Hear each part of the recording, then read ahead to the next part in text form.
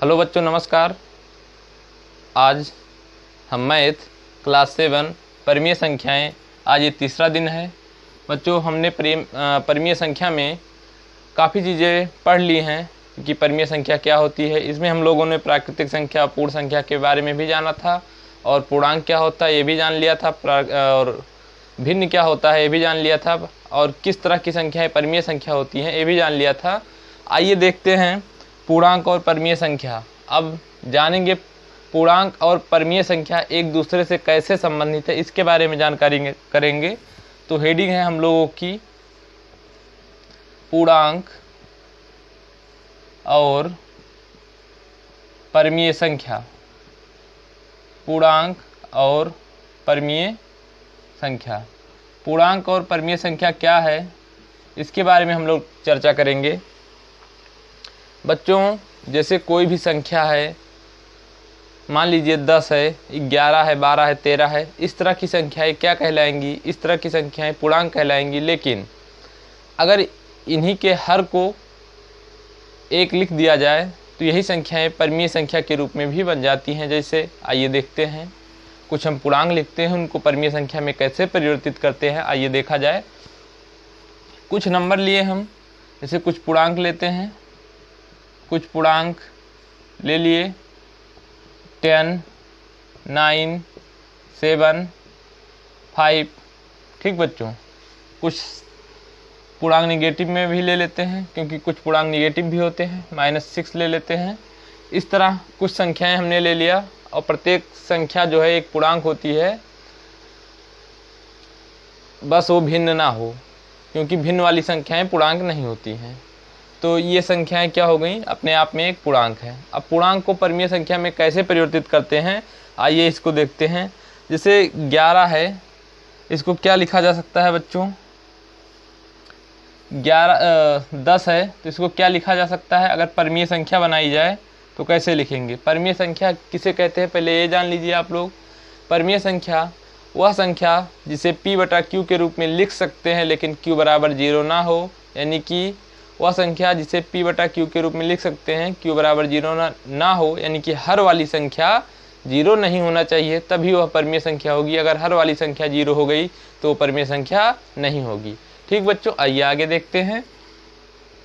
आगे है, देखिए 10 को हम क्या लिख सकते हैं? 10 को हम लिख सकते हैं 10/1। क्या इसके हर को एक लिखने से इस संख्या के मान पे कोई प्रभाव पड़ा है? आप लोग कहेंगे नहीं, क्योंकि किसी भी संख्या का अगर हर एक लिख दिया जाए तो उस संख्या के मान पर किसी तरह का कोई भी प्रभाव नहीं पड़ता है बच्चों। तो 10 को हम क्या 10/1 लिख सकते हैं?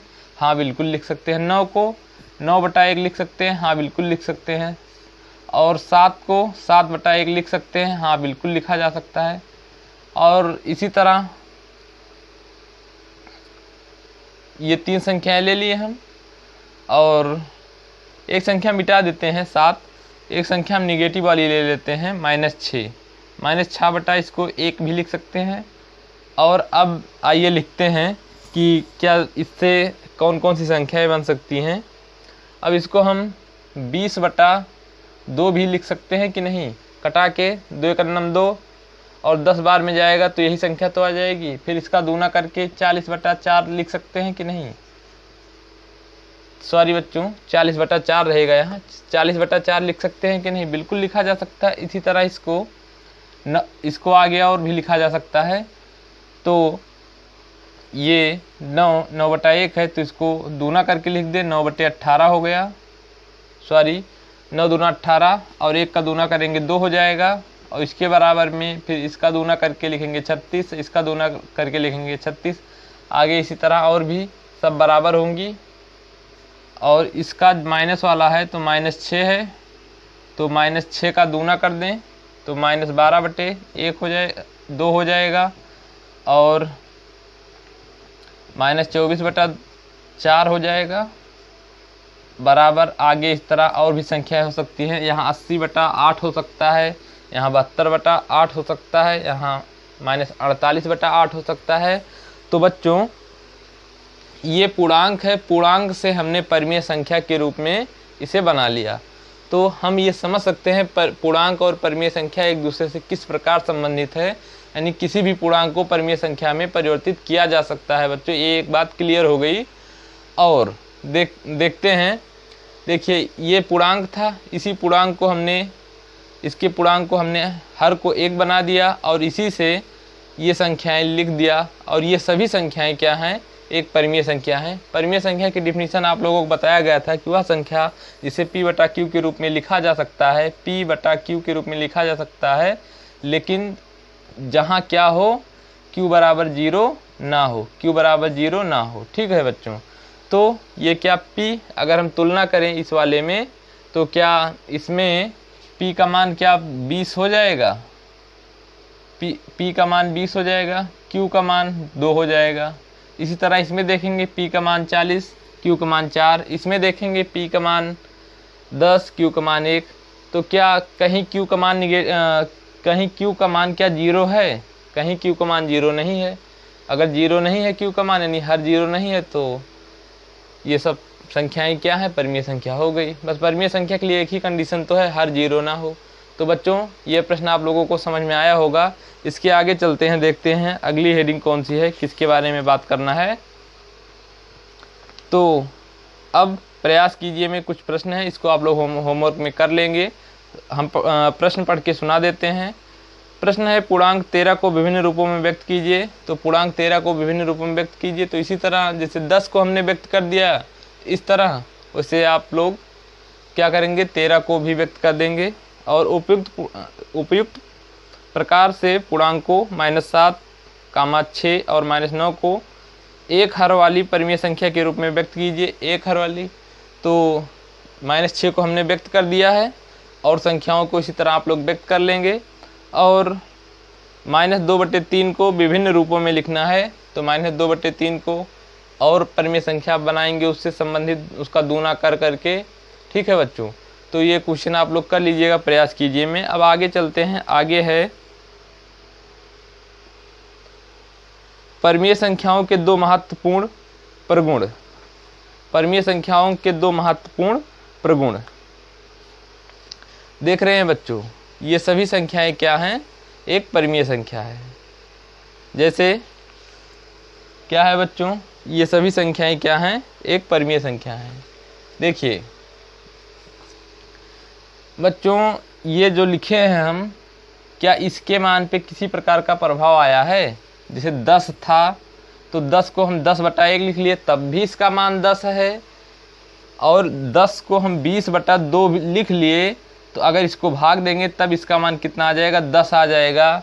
यानी कि पूर्णांक से हम परिमेय संख्या बनाए, लेकिन पूर्णांक के मान पर किसी भी तरह का कोई भी प्रभाव नहीं आया है। ये पूर्णांक 10 पहले भी था और अभी भी 10 है, केवल हमने इसे परिमेय संख्या का रूप दे दिया है, परिमेय संख्या का रूप दे दिया है, p/q का रूप दे दिया है, इसलिए ये परिमेय संख्या बन गई है। और अभी भी इसका मान 10 ही है, इस रूप में लिख दिए, इसलिए इसको हम परिमेय संख्या कह रहे हैं, लेकिन वास्तव में है एक पूर्णांक ही है। उसी पूर्णांक के मान को हम p/q के रूप में लिख दिए हैं। तो आप सभी बच्चों को ये जो बताया गया समझ में आया होगा। अब आगे चलते हैं, इसको मिटा देते हैं, इसको फिर इसके आगे अगली हेडिंग क्या है उस पर चर्चा करते हैं। तो बच्चों इसको मिटा दिया जा रहा है। अगली हेडिंग क्या है उसको देखते हैं। हमारी अगली हेडिंग है परिमेय संख्याओं के 2 महत्वपूर्ण प्रगुण। परिमेय संख्याओं के 2 महत्वपूर्ण प्रगुण। तो परिमेय संख्याओं के 2 महत्वपूर्ण प्रगुण।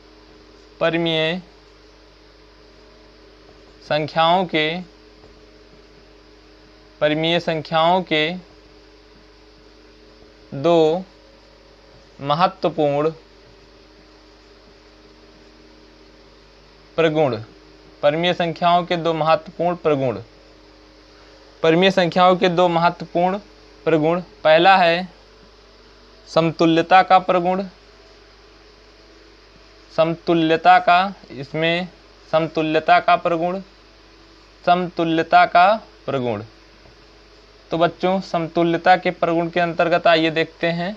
समतुल्यता का प्रगुण क्या होता है? देखिए बच्चों, जैसे किसी भिन्न को हम लिखें, उसी भिन्न से संबंधित और भिन्नों को लिखा जाए तो वही हो जाती है समतुल्यता। जैसे कोई परमीय संख्या लिखें, उसी परमीय संख्या से संबंधित उसी परमीय संख्या के बराबर और परमीय संख्या लिख दें तो क्या हो जाता है? वही हो जाता है समतुल्यता का प्रगुण। समतुल्यता शब्द ये दर्शा रहा है कि समतुल्यता, समान रूप से उसके समान, समतुल्यता। जैसे मान लीजिए अगर हमें 1/2 के समतुल्य भिन्न व्यक्त करना है तो क्या लिखेंगे? समतुल्य इसके परमीय संख्या लिखना है तो क्या लिखेंगे इसके समतुल्य? इसको 2/4 लिख सकते हैं, काटने पर 1/2 ही आएगा। इसको हम 4/8 भी लिख सकते हैं, हाँ बिल्कुल लिख सकते हैं। इसको 8/16 लिख सकते हैं और आगे ऐसे लिखा जा सकता है।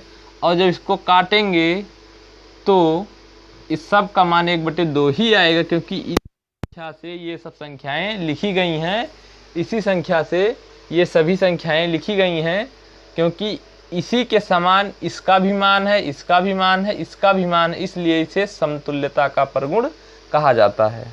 ठीक है बच्चों, देख रहे हैं इसका अंश जो है 1 2 4 8 है।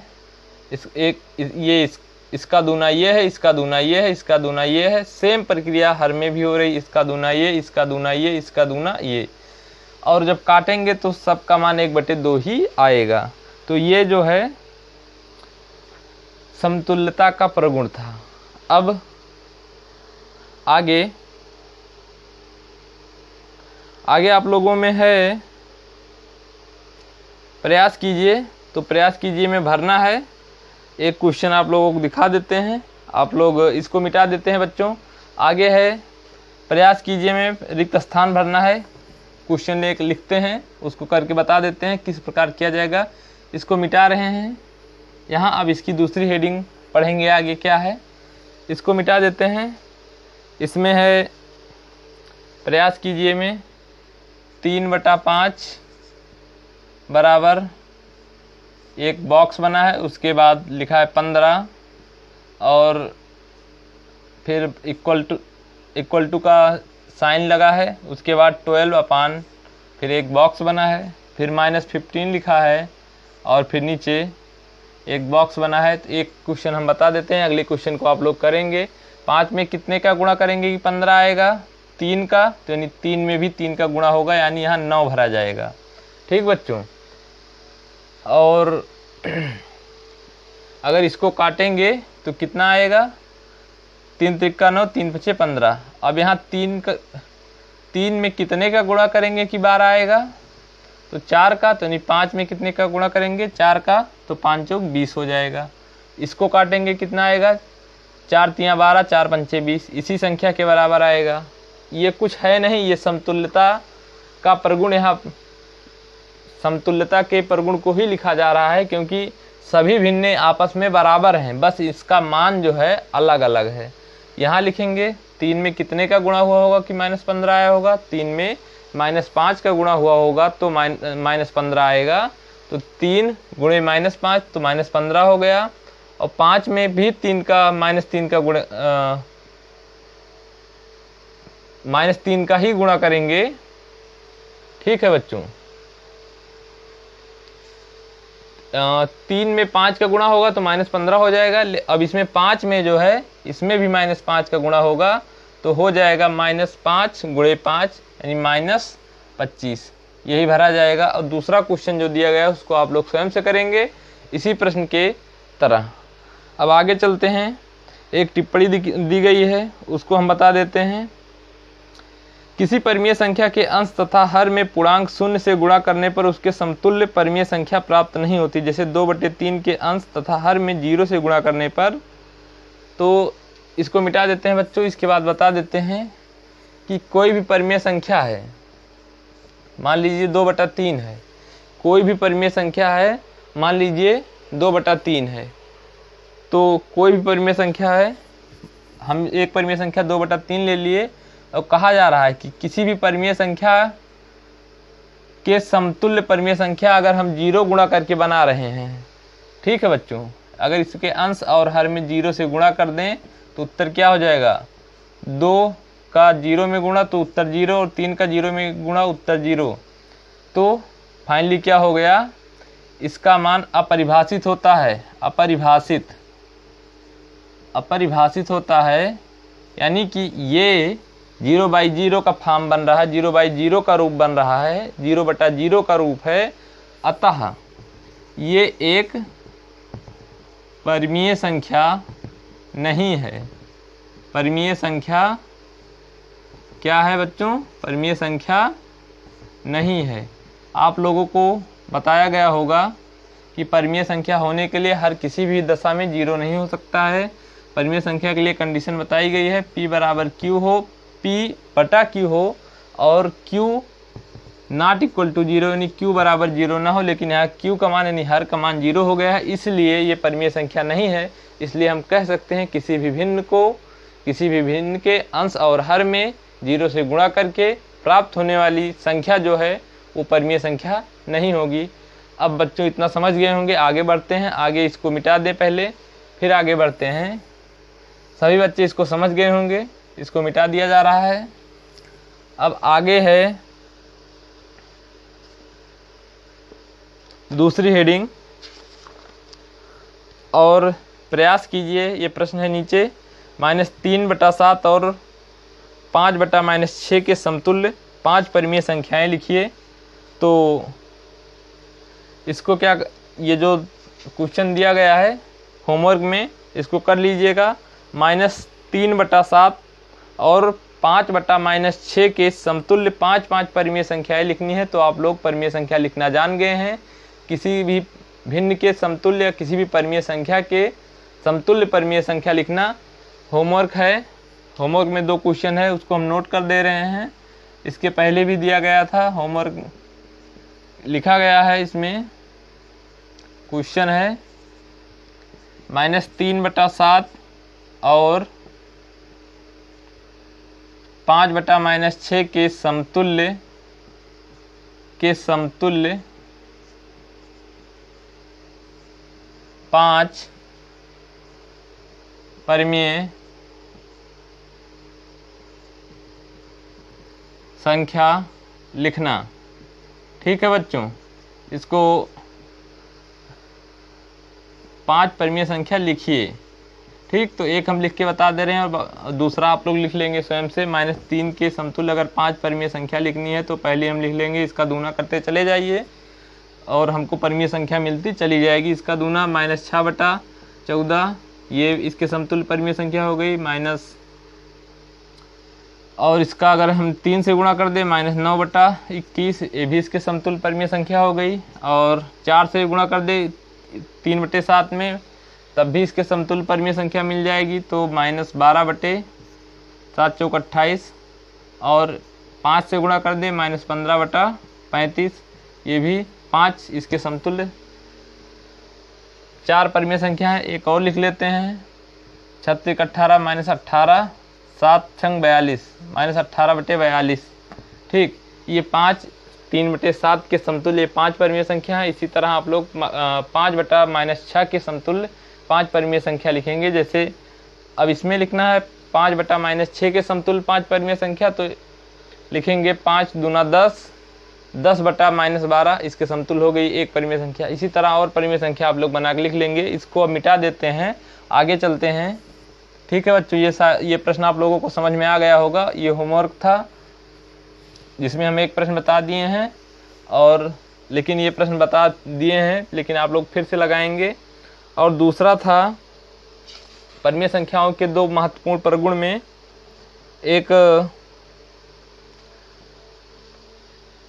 एक समतुल्यता का प्रगुण था, दूसरा जो प्रगुण है सरलतम रूप का प्रगुण। दूसरा जो है सरलतम रूप का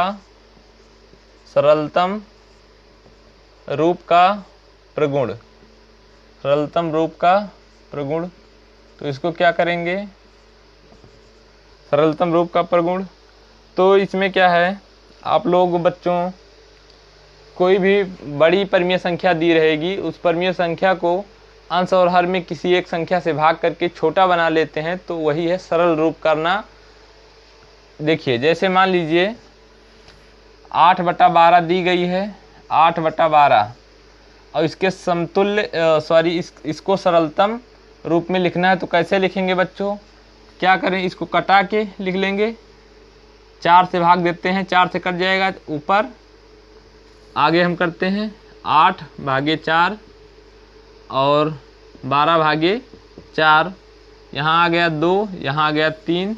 तो इस परिमेय संख्या का ये बच्चों सरलतम रूप हो जाएगा। यही है सरलतम रूप और कुछ नहीं, कि किसी भी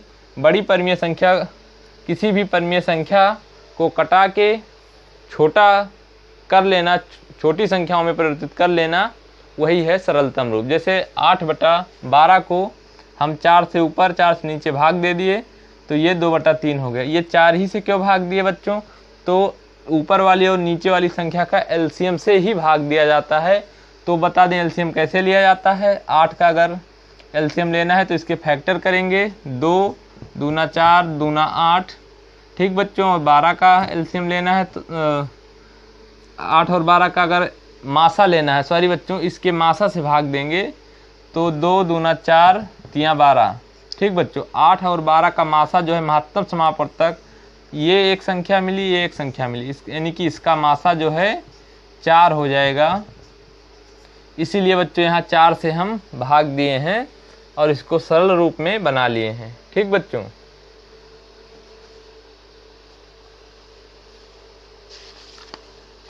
अब आगे बढ़ते हैं, एक और परिमेय संख्या लेते हैं, उसका सरलतम रूप बना के हम लोग देखते हैं।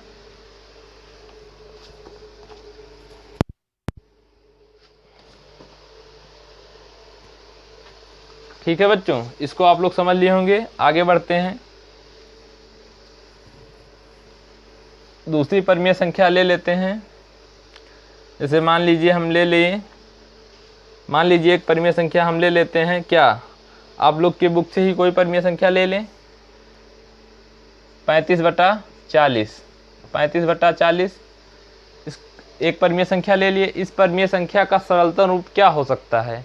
तो अब हम लोग सोचेंगे, जैसे आप लोग अभी ये महत्तम निकालना पड़ रहा है, महत्तम समापवर्तक निकाल के भाग देना पड़ रहा है। जब आप लोग धीमे धीमे करेंगे तो अपने आप पता चल जाएगा किस संख्या से इसको हमें कटाना है, भाग देना है, ताकि ये संख्या छोटी हो जाए। तो 35 का फैक्टर करेंगे, 7×5 = 35, और 40 का फैक्टर करेंगे,